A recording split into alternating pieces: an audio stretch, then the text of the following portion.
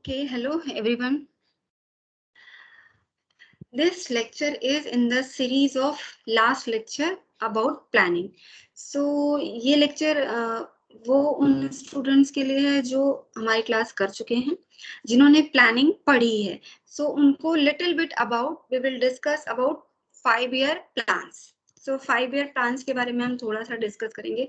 जैसे कि हम सब जानते हैं planning commission when it was established 15th March 1950 to make 5-year plans. Okay, so first 5-year plan, इसमें हम क्या बात करेंगे? Brief introduction about each 5-year plans we will discuss in this lecture. Okay, so that you can revise your all introduction or achievement targets of all 5-year plans. So now first 5-year plan, when it was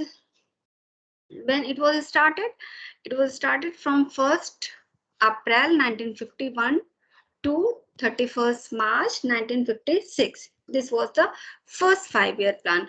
In this 5-year plan, किसको ज्यादा importance दी गई थी? Primary sector, that means agriculture sector. Target कितना था GDP का? 2.6, while we achieved 3.6. बहुत successful 5-year plan था. Agriculture को एकदम प्रायोरिटी पर रखा गया था. इसी में ही 5 IITs एस्टेब्लिश्ड हुई. यूजीसी एस्टेब्लिशमेंट यूजीसी का हुआ, यूनिवर्सिटी ग्रांट कमीशन का हुआ. भाखरा नागर बांध का जो है, जो भाखरा नागर डैम है, हीराकुंड एंड दामोदर डैम, इन सब का भी प्रोसेस शुरू हुआ. इन सब का भी एस्टेब्लिशमेंट शुरू हुआ, इन सारे डैम्स का भी. और इस 5-year प्लान के दौरान जो कंट्री का मानसून था वो भी अच्छा था, जिसकी वजह से जो प्रोडक्शन था, एग्रीकल्चर प्रोडक्शन, वो अच्छा हुआ. 1956-1961, this is second 5-year plan. 1st March 1956 to 1st April 1956 से 31st March 1961. This was the second 5-year plan. सो इसमें क्या था? इसमें ये वाला मॉडल, जो पहला मॉडल था वो हैरड डोमर मॉडल पर बेस्ड था.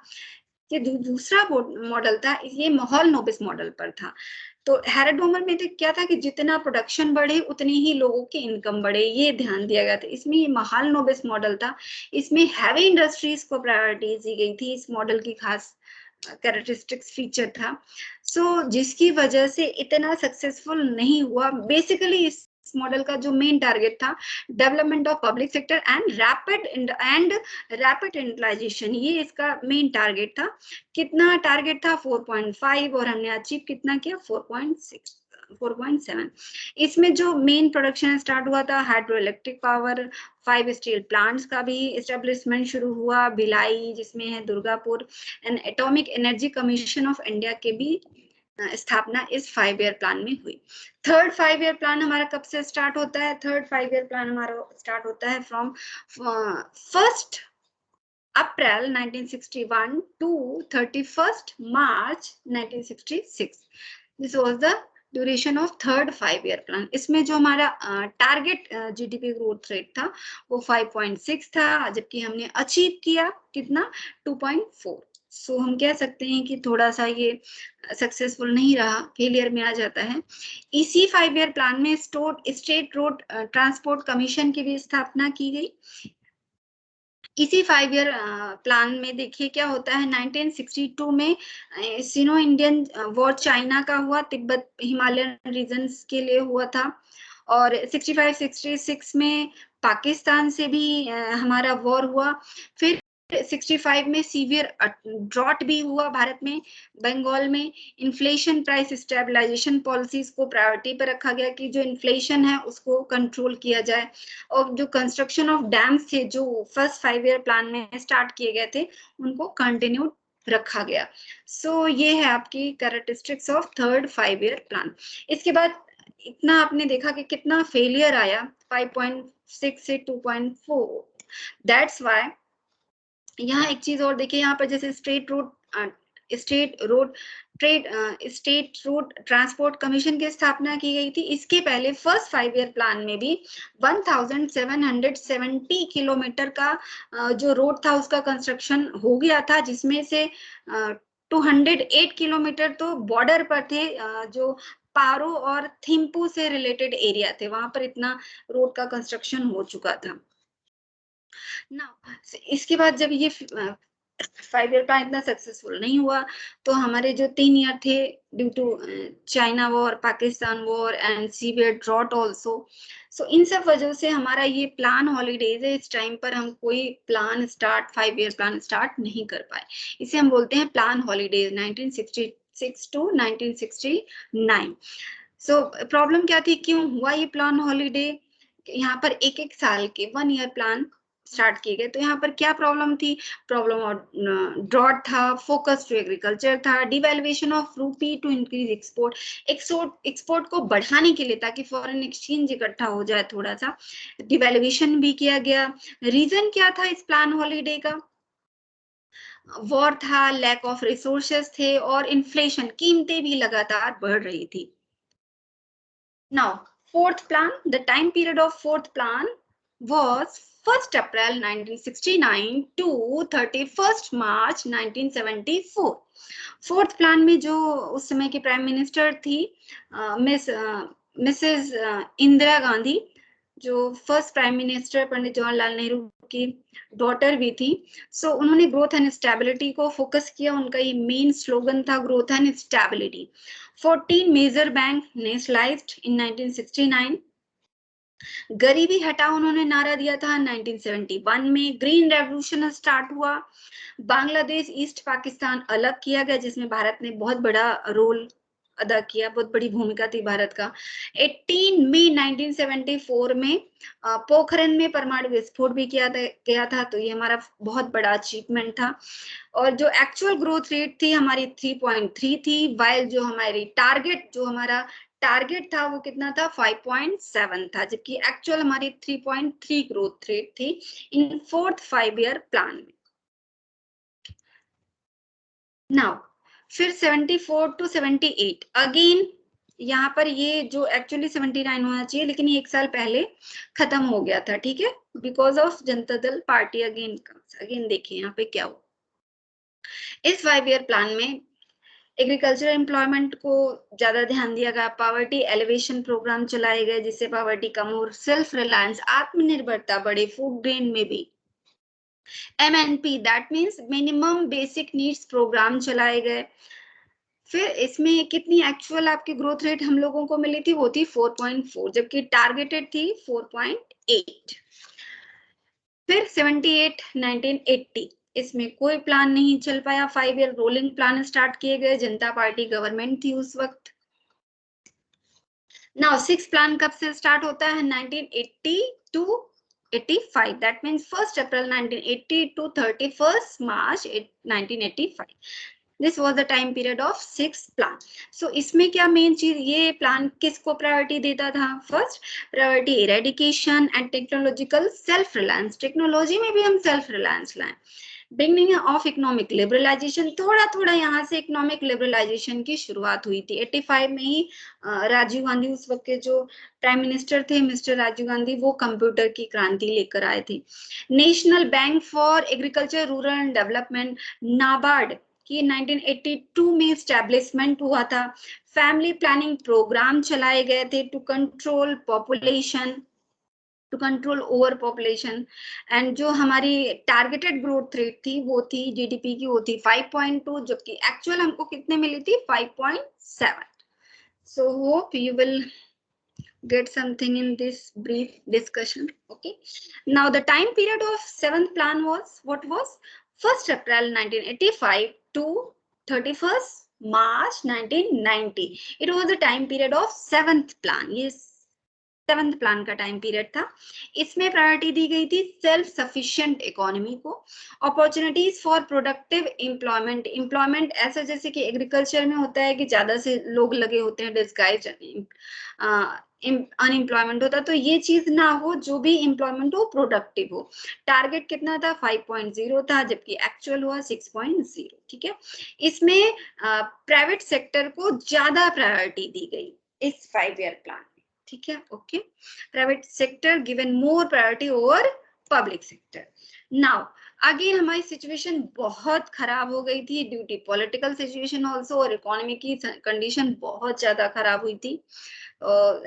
जो मैंने आपको क्लास में स्टोरी भी सुनाई हुई है कि हमारे पास केवल 1 वीक के फूड ग्रेन का जो हमारा फॉरेन एक्सचेंज रिजर्व बचा हुआ था, तब मनमोहन जो हमारे प्राइम मिनिस्टर थे वो जो हमारे वित्त फाइनेंस मिनिस्टर थे मनमोहन सिंह, उन्होंने स्टार्ट किया था इकोनॉमिक रिफॉर्म, और वो बाहर गए थे। और many what we have discussed, I think आप सबको थोड़ा बहुत याद होगा। Due to all that reasons हमने 2 एनुअल प्लान स्टार्ट किए, 1990 टू 1991 एंड 1991 टू 1992। ठीक है, क्यों यहाँ पर 5 ईयर प्लान स्टार्ट नहीं हो सके?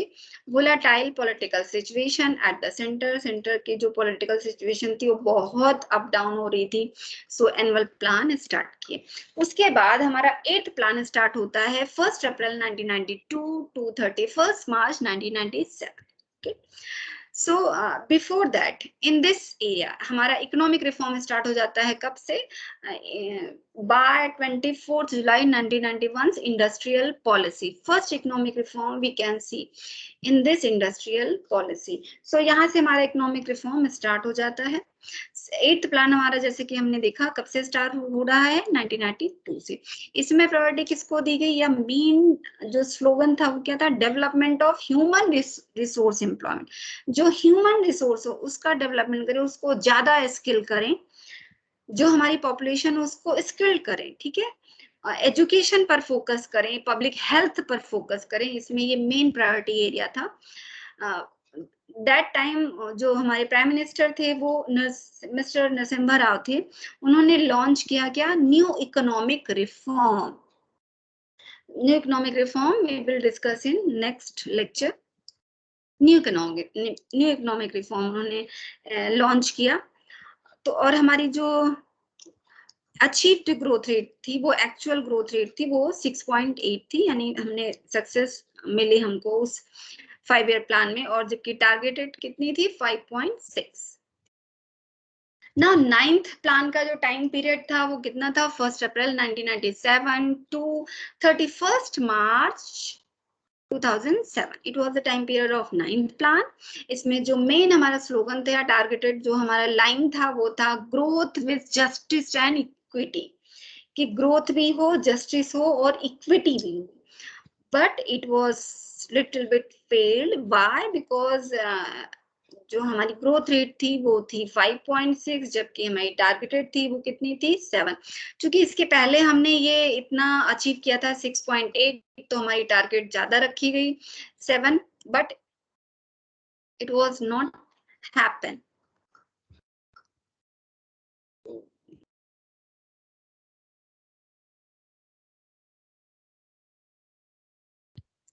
That's why it was. आप देखिए यहाँ पर 6.8 थी तो 7 रखा गया, लेकिन ये फेल हो गया 5.6। Again 10th plan, after 9th 10th plan, it was started from 1st April 2002 31st March 2007। it was the time period of 10th plan। सो इस समय जो हमारी पर कैपिटा इनकम थी, टारगेट किया गया कि विद इन 10 ईयर्स में हमारी जो पर कैपिटा इनकम है उसको डबल किया जाए, और जो पावर्टी है उसको एटलीस्ट 15% तक ला दिया जाए, कम करके तक। और हमारा जो टारगेट था वो 7 जो है 7 पॉइंट अचीव हमको हुआ, जबकि टारगेट था 8%। तो little bit it is we can say successful also, हम इसको सक्सेसफुल से कह सकते हैं। 7.2 हमारी जीडीपी ग्रोथ रेट थी। 11th plan, 11th plan's time period was 1st April 2007 to 31st March 2012। so जो इसका मेन स्लोगन था वो क्या था? Faster and more inclusive growth, मतलब तेजी से बढ़े और नीचे तक पहुंचे उसका बेनिफिट, ये इसका मेन था। ये नया वर्ड उस वक्त आया था, और बहुत ही इंक्लूसिव एक नई विचारधारा थी कि जो भी डेवलपमेंट हो रहा है उसका फायदा जो हमारा नीचे का क्लास है वहां तक पहुंचना चाहिए। अचीव भी कितनी थी? हमारी जो जीटीपी ग्रोथ थी वो 7.9 थी, जबकि जो टारगेट हमारी ग्रोथ रेट थी वो 8.1 थी। एंड ये वाला प्लान किसके, जो आरबीआई के गवर्नर भी रह चुके हैं सी रंगराजन, उन्होंने प्रिपेयर किया था। Now 12th plan, this was the last plan Time period was 1st April 2012 to 31st March 2017, 12th plan. जो टारगेट ग्रोथ रेट था वो 8.2 था।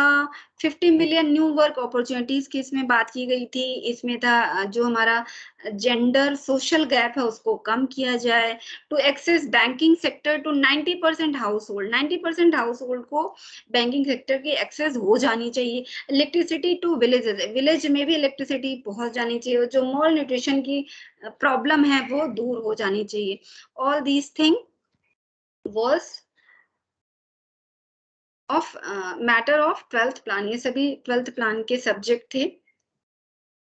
Now as we know planning commission was dissolved by Niti Aayog. नीति planning commission को खत्म करके नीति आयोग बनाया गया, जिसको हम बोलते हैं national institute for transforming India. Actually it is ये एक थिंक टैंक ग्रुप है to make economic policies for long term to India. अगर इंडिया के हमें लिए लॉन्ग टर्म पॉलिसी बनानी है, थिंक टैंक ग्रुप है एक प्राइम मिनिस्टर का, या जो पॉलिसी बनाते हैं उनके लिए, जो ये सजेशन देता है सेंट्रल को भी, सभी स्टेट्स को भी, जो यूनियन टेरिटरीज है उनको भी, जो लेचर है उनको भी ये क्या देता है, सजेशंस देता है। तो उनके लिए काम करता है। और इसका जो स्टैब्लिशमेंट है वो है, कब बनाया गया, 1 जनवरी 2015। ये गवर्नमेंट ऑफ इंडिया की पॉलिसी है। हेडक्वार्टर्स का कहाँ है, न्यू दिल्ली में है। इसको प्राइम मिनिस्टर जो है मिस्टर नरेंद्र मोदी, माननीय हमारे प्रधानमंत्री जी, उन्होंने क्यों प्लानिंग कमीशन को खत्म करके उसकी जगह नीति आयोग को वो लेकर आए। इसका मेन क्या है ऑब्जेक्टिव, इसका ऑब्जेक्टिव है to foster involvement and participation in economic policy making process by state government. जो स्टेट गवर्नमेंट भी कर रहे हैं उनका भी इसमें पार्टिसिपेशन बढ़ाएं, और जो हमारा इन्वॉल्वमेंट हो वो स्टेट्स का भी हो और तेज हो, जो भी हमारी ग्रोथ है वो थोड़ी तेज हो। सो इस वजह से ये बनाया गया। इसके चेयरमैन है हमारे प्रधानमंत्री, जो भी होगा वो इसका चेयरमैन है, अभी हैं मिस्टर नरेंद्र मोदी। और इसके जो वाइस चेयरमैन हैं वो हैं डॉक्टर राजीव कुमार। और इसके जो परमानेंट मेंबर हैं 3, वो हैं V K Saraswat, professor Ramesh Chand and doctor V K Paul. ये इनके मेंबर्स हैं। और so hope all of you like this. आप सभी के लिए ये था ताकि आप एग्जाम में अच्छा कर पाए। जितना भी क्लास में आपने पढ़ा है इस लेक्चर से, इस वीडियो से आप थोड़ा रिवाइज कर पाए। This is my hope I am successful in this. Okay, so thank you everyone.